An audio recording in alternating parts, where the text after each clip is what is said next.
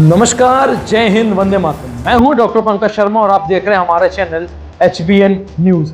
आइए बात करते हैं बंगाल हिंसा की।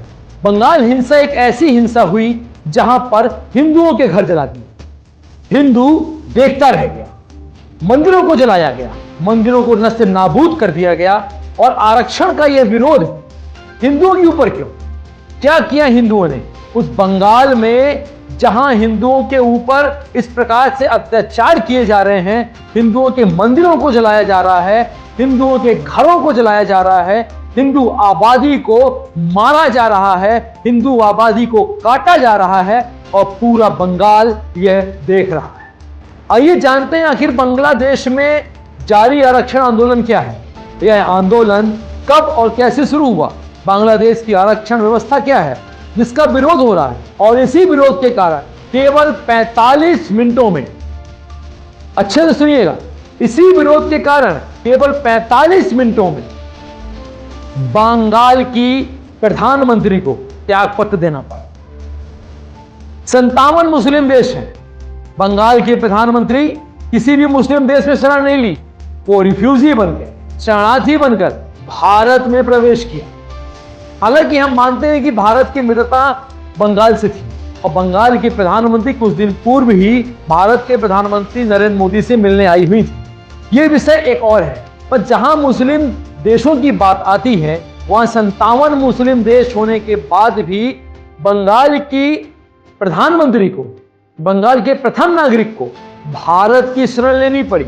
और भारत की शरण ऐसी भी नहीं, लगातार राफेल के द्वारा बंगाल की प्रधानमंत्री को भारत में प्रवेश कराया गया। शायद ऐसी आशंका थी कि ऐसा न हो कि बंगाल के प्रधानमंत्री की हत्या आसमान में ही हो जाए। इसके लिए भारत की सरकार ने राफेल तैयार किए और दो राफेल के साथ बंगाल की मंत्री, बंगाल के प्रथम नागरिक हिंदुस्तान के गाजियाबाद में लैंड कर गई।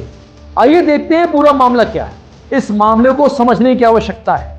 80 करोड़ के हिंदू के देश में, 80 करोड़ हिंदुओं के देश में यदि कोई बांग्लादेशी प्रधानमंत्री शरण ले रही है तो सोचिए क्या होगा उस देश का सनातन, क्या होगी उस देश के प्रधानमंत्री, उस देश की सरकारों के मंसूबे।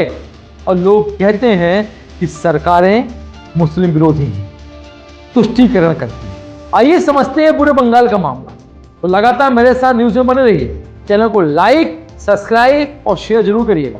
मैंने पहले भी कहा कि जो हम आपको न्यूज़ देते हैं या समाचार जो हम बनाते हैं उनके पीछे टीम की बहुत बड़ी रिसर्च है। और वो सिर्फ ये चाहती है कि जितने लोग इस वीडियो को देखते हैं केवल वीडियो को सब्सक्राइब कर दें, लाइक करें और शेयर करें ताकि टीम को मोटिवेशन मिलता है।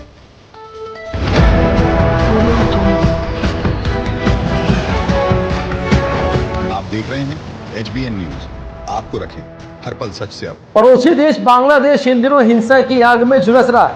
सरकारी नौकरियों में आरक्षण के मुद्दे शुरू हुआ, विरोध प्रदर्शन देश भर में उग्र रूप ले चुका है।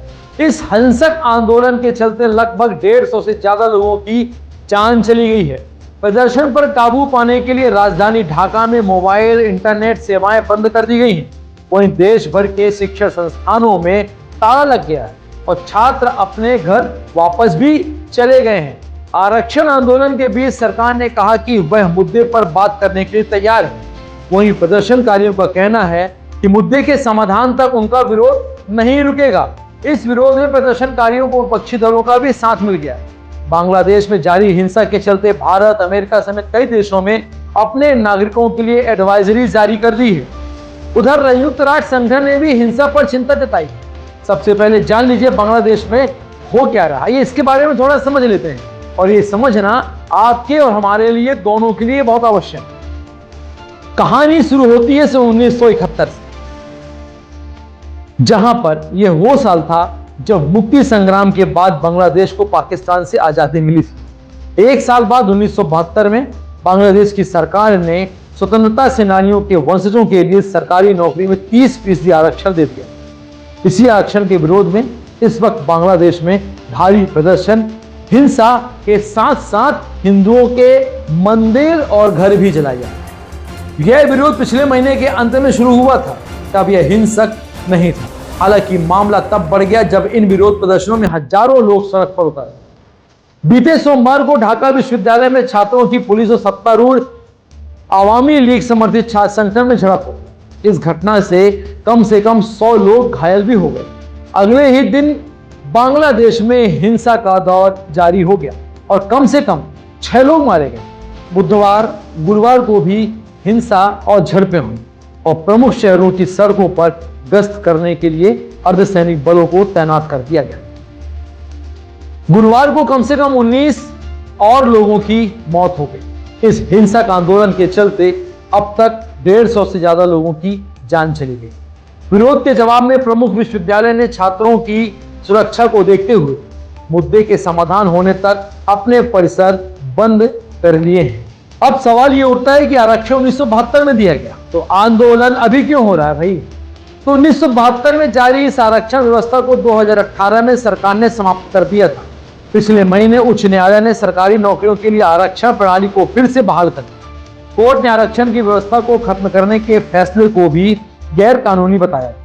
कोर्ट के आदेश के बाद देश में बड़े पैमाने पर विरोध प्रदर्शन शुरू हो गए।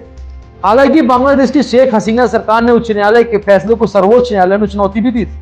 सरकार की अपील के बाद सर्वोच्च अदालत ने उच्च न्यायालय के आदेश को निलंबित कर दिया और मामले की सुनवाई के लिए 7 अगस्त की तारीख तय कर दी गई। ये मैं आपको पूरी इनसाइड स्टोरी बता रहा हूं। 1972 से लेके 2024 तक के इन मामलों में आखिर तूल मामला पकड़ा कैसे? मामले तूल तब पकड़ लिया जब प्रधानमंत्री हसीना ने अदालती कार्रवाई का हवाला देते हुए प्रदर्शनकारियों की मांगों को पूरा करने से इनकार किया। सरकार के इस कदम के चलते छात्रों ने अपना विरोध तेज कर दिया। प्रधानमंत्री ने प्रदर्शनकारियों को रजाकार की संज्ञा दी। दरअसल बांग्लादेश के संदर्भ में रजाकार उन्हें कहा जाता है जिन पर 1971 में देश के साथ विश्वासघात करके पाकिस्तानी सेना का साथ देने का आरोप लगा, जिसे हमारी भाषा में देशद्रोह कहा जाता है, उसे वहां की भाषा में रजाकार कहा जाता है। बांग्लादेश की आरक्षण व्यवस्था क्या है जिस पर इतना बवाल मचा हुआ है? विरोध प्रदर्शन के केंद्र में बांग्लादेश के आरक्षण की व्यवस्था है। इस व्यवस्था के तहत स्वतंत्रता सेनानियों के परिजन के लिए सरकारी नौकरियों में 30% का आरक्षण का प्रावधान है। 1972 में शुरू की गई बांग्लादेश की आरक्षण व्यवस्था में तब से कई बदलाव हो चुके हैं। 2018 में जब इसे खत्म किया गया तो अलग अलग वर्गों के लिए 56% सरकारी नौकरियों में आरक्षण। समय समय पर हुए बदलावों के जरिए महिलाओं और पिछड़े जिलों के लोगों को 10% आरक्षण की व्यवस्था भी की गई। इस तरह 5% आरक्षण धार्मिक अल्पसंख्यकों के लिए, 1% आरक्षण दिव्यांग कोटा के लिए। अब समझते हैं कि मामला जब हाई कोर्ट में था तो आखिर प्रदर्शन ये क्यों हो रहे हैं, इसको समझना भी हमारे लिए बहुत आवश्यक है। प्रदर्शनकारी छात्र मुख्य रूप से स्वतंत्रता सेनानियों के परिवारों के लिए आरक्षित नौकरियों के खिलाफ विरोध प्रदर्शन कर रहे हैं। प्रदर्शनकारी इस व्यवस्था को खत्म करने की मांग कर रहे हैं। उनका कहना है कि यह भेदभावपूर्ण है और प्रधानमंत्री शेख हसीना की आवामी लीग पार्टी के समर्थक के फायदे के लिए है। बता दें कि प्रधानमंत्री शेख हसीना बांग्लादेश के संस्थापक शेख मुजीब रहमान की बेटी है, जिनकी इस हिंसा में मूर्ति को तोड़ दिया है, जिन्होंने बांग्लादेश मुक्ति संग्राम का नेतृत्व भी किया था। प्रदर्शनकारी चाहते हैं इसकी जगह योग्यता आधारित व्यवस्था लागू हो। विरोध प्रदर्शन के समन्वयक हसनत अब्दुल्ला ने यह भी कहा कि छात्र कक्षाओं में लौट जाना चाहते हैं, लेकिन वे ऐसा तभी करेंगे जब उनकी मांगें पूरी होंगी। मतलब सोचिए कि छात्र आंदोलन ने बांग्लादेश की प्रधानमंत्री की कुर्सी छीन ली, तख्त बदल दिया, तख्त पलट दिया। यह है छात्रों का पावर। तो क्या आरक्षण को पूरी तरह खत्म करने की मांग कर रहे हैं प्रदर्शनकारी? प्रदर्शनकारी सिर्फ स्वतंत्रता सेनानियों के परिजनों को मिलने वाले 30% आरक्षण को खत्म करने की मांग कर रहे हैं।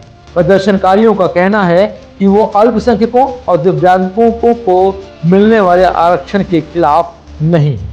पूरे मसले पर सरकार का क्या रोक है, आइए इसको भी हम छोटी सी भाषा में समझ लो, फिर समझते हैं कि शेख हसीना को कैसे भागना था। प्रधानमंत्री शेख हसीना ने आरक्षण प्रणाली का बचाव करते हुए कहा कि युद्ध में अपने योगदान के लिए स्वतंत्रता सेनानियों को सर्वोच्च सम्मान मिलना चाहिए, चाहे उनका राजनीतिक जुड़ाव कुछ भी रहा।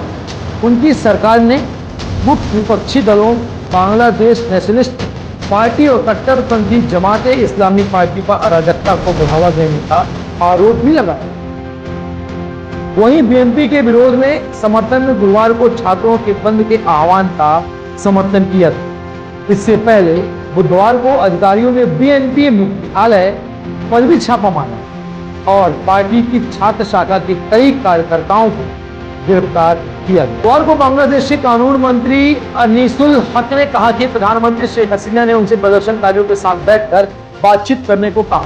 अगर प्रदर्शनकारी तैयार हो जाएं तो बातचीत करने के लिए भी तैयार है। आंदोलन का बांग्लादेश पर क्या असर पड़ सकता है, इसको जानकार सूत्रों की बात माने तो इस अशांति के लिए निजी क्षेत्र में नौकरियों की कमी की भी जिम्मेदारी है, जिसके कारण सरकारी नौकरियां छात्रों की पहली प्राथमिकता बन गई हैं। बांग्लादेश की 17 करोड़ की आबादी में से लगभग 3.2 करोड़ युवा बेरोजगार हैं और शिक्षा से वंचित हैं। एक समय विश्व की सबसे तेजी से बढ़ती अर्थव्यवस्थाओं में से एक करीब बांग्लादेश की अर्थव्यवस्था अब स्थिर हो गई। देश की मुद्रा स्फीति 10% के आसपास है और विदेशी मुद्रा भंडार घट। ढाका स्थित डेली स्टार अखबार में अर्थशास्त्र के पूर्व प्रोफेसर और विश्लेषक अनु मोहम्मद ने लिखा कि इतने बड़े प्रदर्शन के पीछे का कारण यह है कि कई छात्रों को अपनी शिक्षा पूरी करने के बाद अपनी योग्यता के अनुसार नौकरी नहीं मिल पाती। इसके अलावा सरकारी नौकरी की भर्ती परीक्षाओं और चयन प्रक्रियाओं में मौजूद भ्रष्टाचार ने लोगों को बहुत निराश और गुस्सा पैदा किया। देश में नौकरियां पैदा नहीं हुई और रोज शिक्षित होकर बेरोजगार हो। ये थे पूरे आंदोलन की कहानी। इस आंदोलन में भला हिंदू करते हैं। बांग्लादेश में लगातार हिंदुओं के घरों को जलाया जा रहा है। बांग्लादेश में लगातार हिंदू मंदिरों को तोड़ा जा रहा है और वहां के आर्मी चीफ केवल बैठे बैठे तमाशा देते। शायद इसीलिए राष्ट्रीय स्वयंसेवक संघ के कार्यकारिणी सदस्य ने यह सरकार से मांग की है कि बांग्लादेश में रह रहे हिंदुओं की सुरक्षा करने की जिम्मेदारी भारत सरकार और सरकार उनकी सुरक्षा का जिम्मा भी है। इसीलिए सरकार ने वहां पर एडवाइजरी भी जारी की। आखिर यदि बांग्लादेशियों ने ऐसे ही हिंदू परिवार के घर तोड़ते रहे तो आपको लगता है कि भारत में वो दिन फिर जल्द आने वाला है जब बांग्लादेशियों के घरों को भी नस्तनाबूद कर दिया जाए। ये मैं नहीं कहता, ये सूत्र कहते हैं, लोग कहते हैं। और ऐसी मानसिकता जो हिंदुओं के साथ वहां पर होती है, ऐसी मानसिकता कि लोग भारत में भी निवास करते हैं। देखना यह है क्या भारत की सरकारें हिंदुओं के मंदिरों की, हिंदुओं की आन बान और शान की रक्षा कर पाती है या नहीं कर पाती। अपना जवाब हमें कमेंट बॉक्स में जरूर दीजिएगा। नमस्कार, जय हिंद, वंदे मातरम।